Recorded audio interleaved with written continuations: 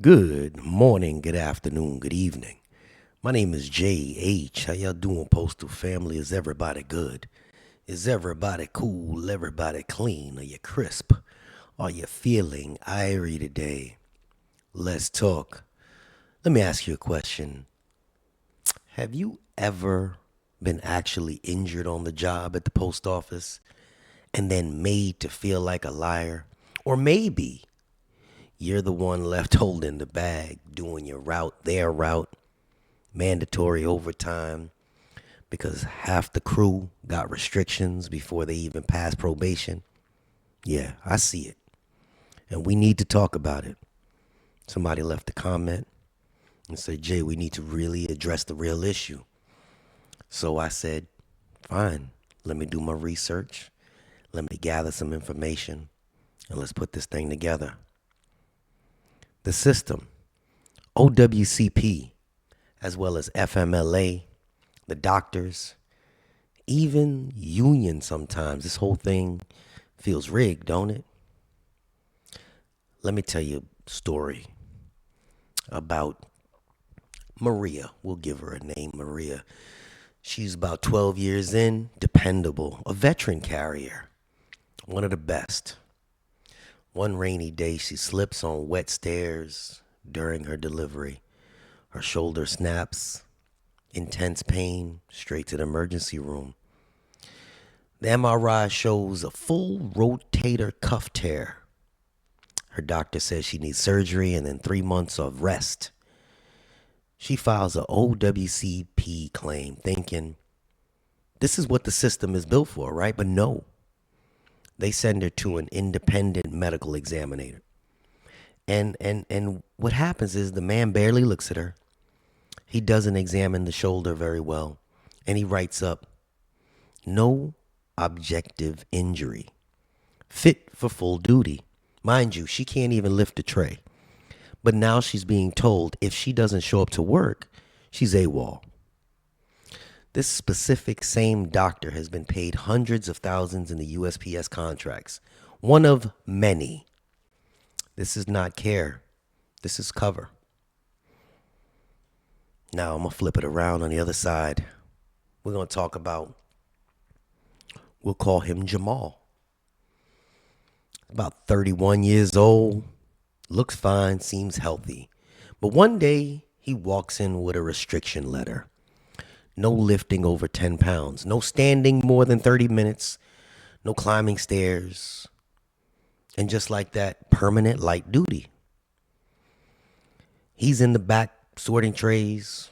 No street work, no parcels, no pivots, nothing.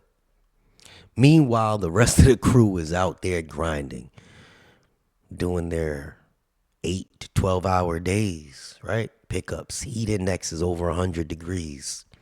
The word around the station is that his cousin just happens to be the doctor who signed the forms for him. And management, they can't question it. The union, they won't even touch it.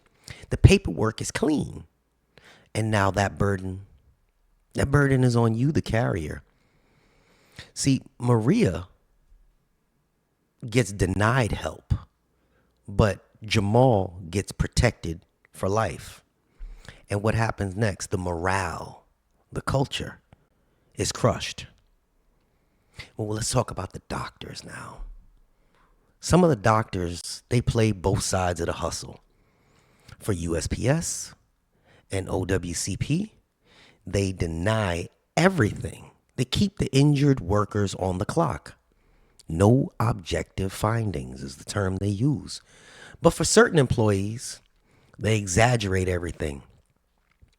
Chronic pain, migraines, vague fatigue, whatever, to get a restriction stamped. And nobody checks them. Not OWCP, not the USPS, sometimes not even the unions. Because once it becomes a medical situation, it's damn near untouchable. But let's be clear, there are good union reps, absolutely.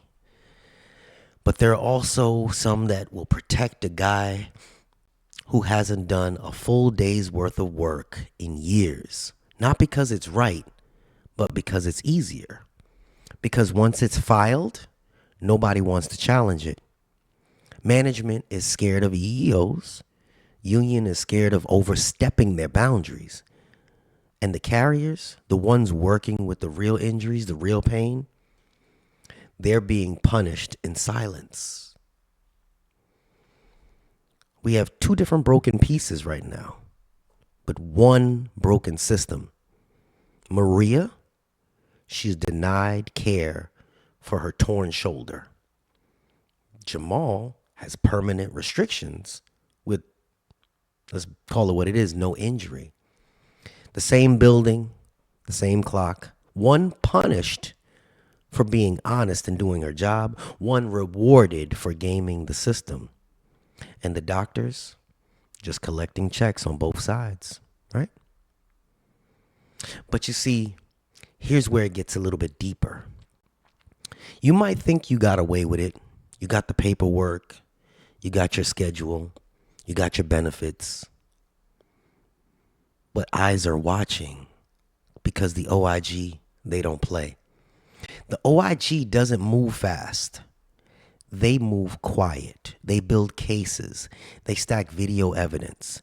They cross-check time, location, surveillance. Let me give you a story. We'll call her Tanya. Tanya used to call out twice a month for FMLA, using FMLA for migraines.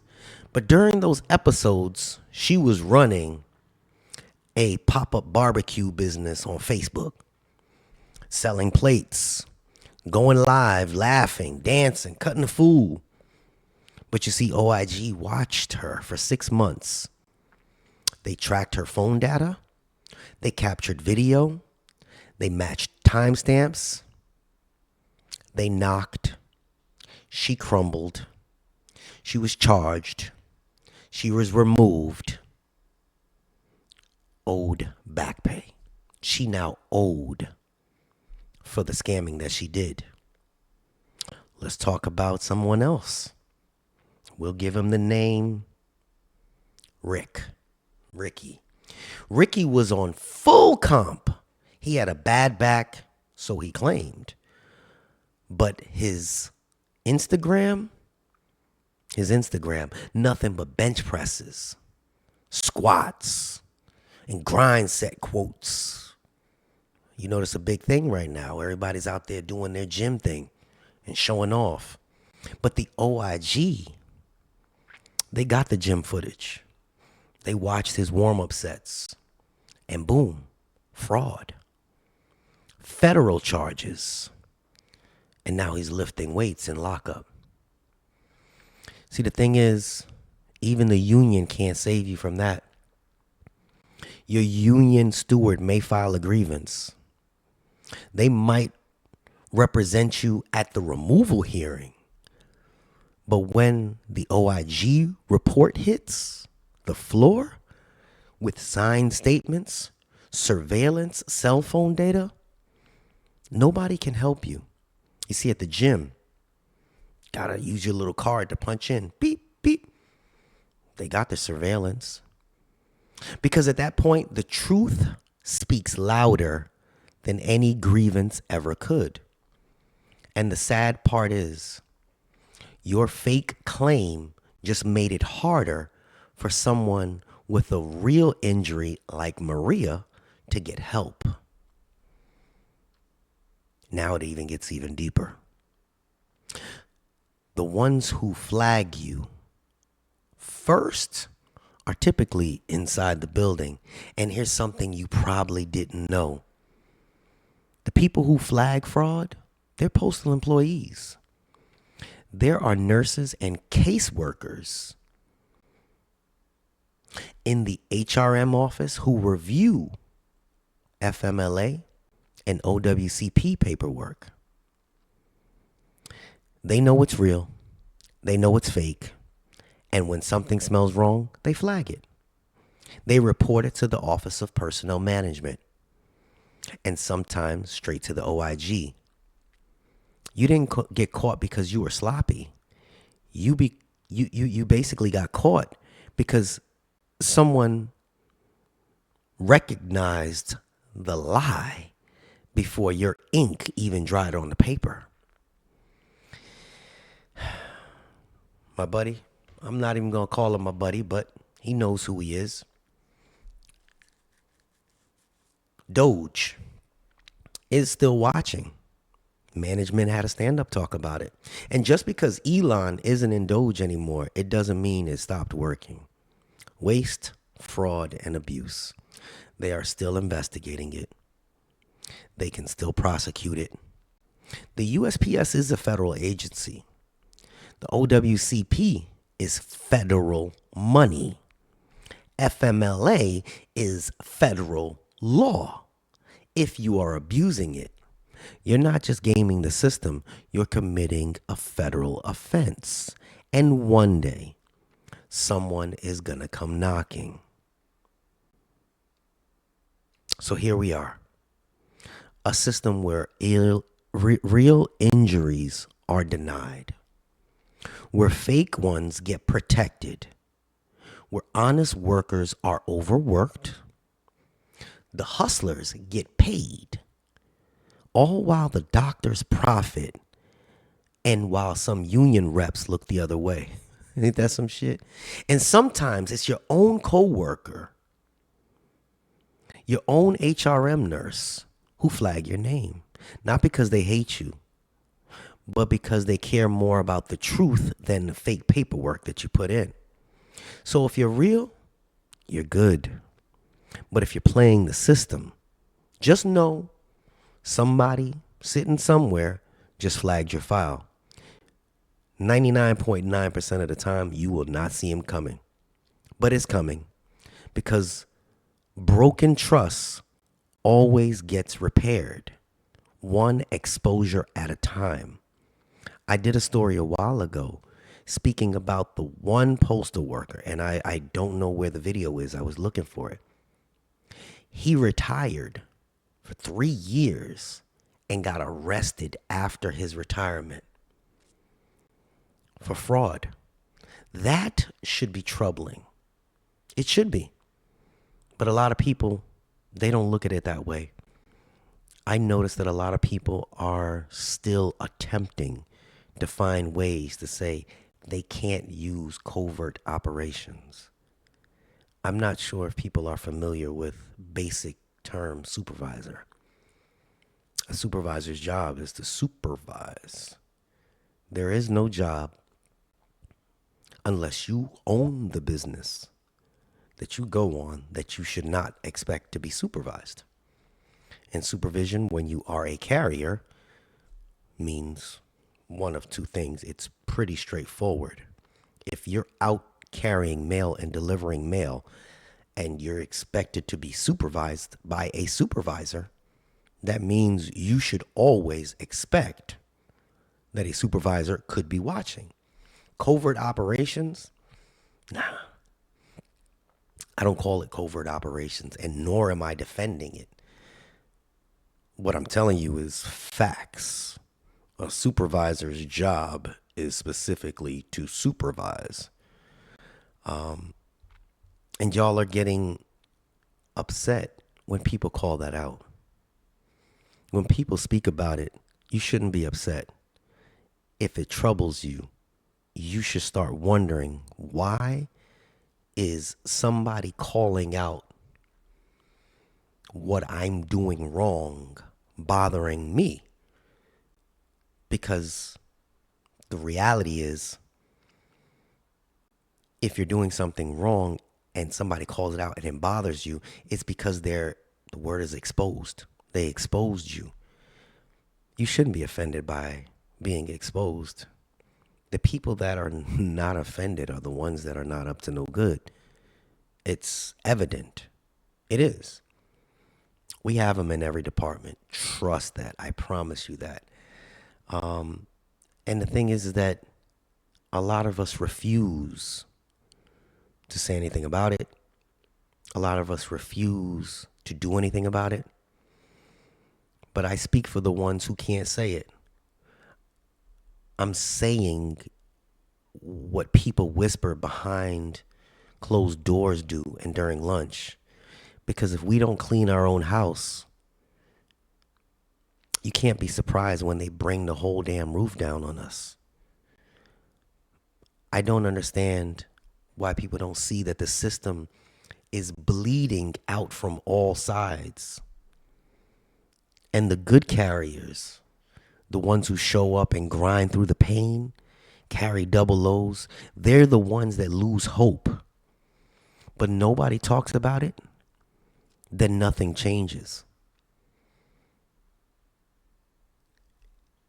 You got a doctor's note, they deny real injuries. Employees that hustle, fake restrictions. A union that sometimes protects the worst instead of the best. And then at the end of it, you have the OIG rolling in after the dust settles, ready to make an example. The price of silence, that's what fraud costs us. The price of silence. People stay silent, and then the fraud just keeps going and going and going. When you have a mental health issue, FMLA gets kicked back at you because now they're treating everyone as if they're a liar. And shit, 99% of us have mental health issues working for the post office. Nothing to laugh about. But every time someone fakes it and gets caught, it makes the real claims harder to approve. We have carriers. We have postal work, not even pushing on carriers. We have postal workers that come right in and they tell the new people how to get out of work, how to utilize FMLA, how to beat the system. That's shameful. It is. Well, they should know. They should know about everything. I get it. They should know, but it should not be used as a crutch. It really shouldn't. If you are in the comment section and you have a story similar to Maria's or even Jamal's, leave the story. People like to read them.